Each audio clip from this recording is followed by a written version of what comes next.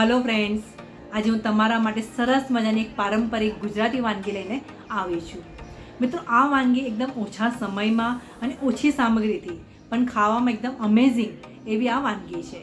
तो चालो मित्रों, वधारे वार ना करता आ रेसिपी करवा मारा जोड़े मारा किचन।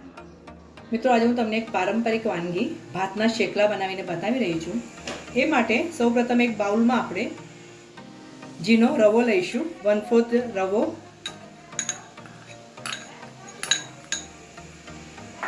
1/4 कप रवो लीधो है, 3/4 कप चनानो लोट।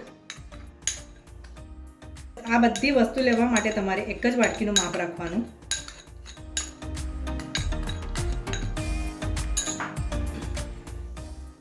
दौड़ कप वधेला भात लेवाना है।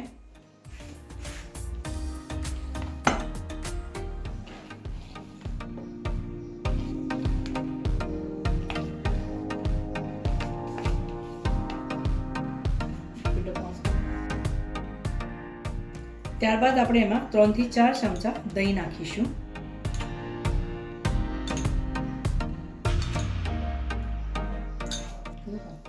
દહીં નાખ્યા બાદ આપણે સારી રીતે મિક્સ કરી લઈશું।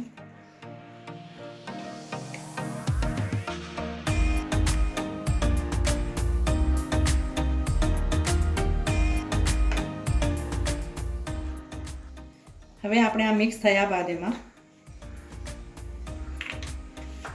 हाफ टीस्पून हळदर नाखीशुं, 1.5 થી 2 चमचा लीला मरचानी पेस्ट नाखीशुं। मित्रों, आमां लाल मरचो आववानुं नथी एटले तमे तीखाश तमारा स्वाद अनुसार करी लेजो। अने वधारे प्रमाणमां जीना समारेला लीला धाणा नाखवाना छे।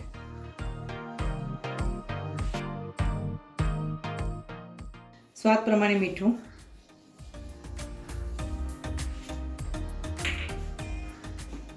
फरीथी एकवार આપણે મિક્સ કરીશું।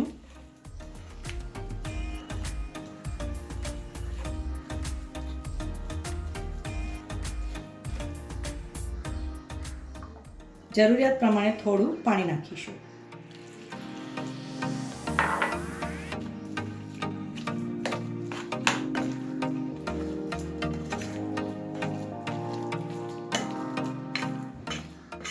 ફાઇનલી તમારું આ રીતે મિશ્રણ તૈયાર થવું જોઈએ।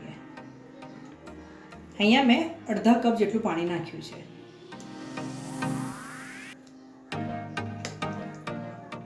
તવો ગરમ કરવા માટે મૂકીશું। તવો ગરમ થાય કે ઉપર આપણે આ રીતે તેલ નાખીશું। મિત્રો, આ વાનગી ઓછા તેલમાં તૈયાર થઈ જાય છે।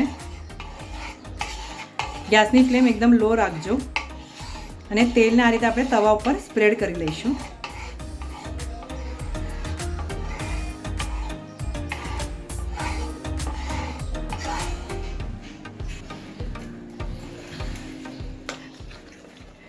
તૈયાર કરેલા મિશ્રણમાંથી આપણે આ રીતે નાના નાના શેકલા તૈયાર કરીશું।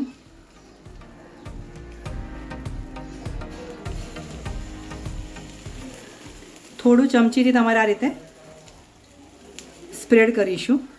તો આ થોડા પ્રમાણમાં જાડા જ હોય છે એટલે ધીમા ગેસ ઉપર કરવાના જેથી કાચા ના રહે। તમારે વચ્ચે આ રીતે એને હોલ કરવાના।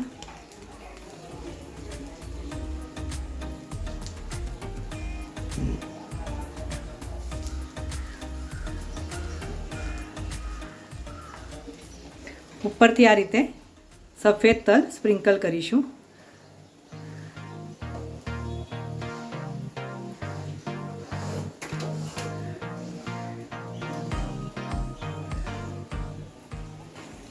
કવર કરીને 2 થી 3 મિનિટ માટે આપણે એને રહેવા દઈશું।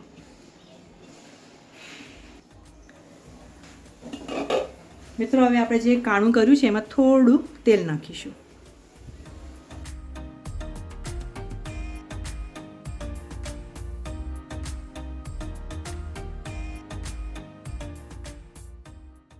ચેક કરીને એને ટર્ન કરીશું।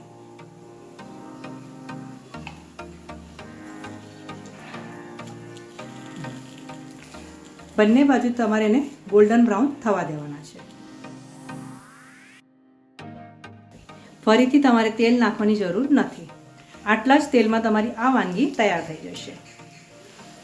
તવા ઉપર જે તેલ હોય છે ને એને આ રીતે આપણે તમારે શેકલાને લગાવીને પ્રોપર કરી લેવાના. ફરીથી તમારે એને કવર કરીને 2 થી 3 મિનિટ માટે રહેવા દેવાનું છે. હવે આપણે ચેક કરીશું.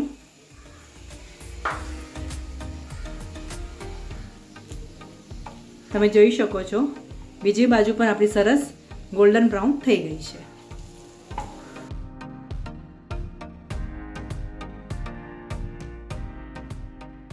આહા, સરસ મજાના ભાતના શેકલા ખાવા માટે તૈયાર છે. આ વિડીયો જોયા બદલ તમારો ઘણો ઘણો આભાર. આવતા વિડીયોમાં આવી સરસ મજાની રેસીપી સાથે આપણે ફરીથી મળીશું. ત્યાં સુધી સરસ ખાઓ, સ્વસ્થ રહો અને ગુજરાતી રસોઈ જોતા રહીશું.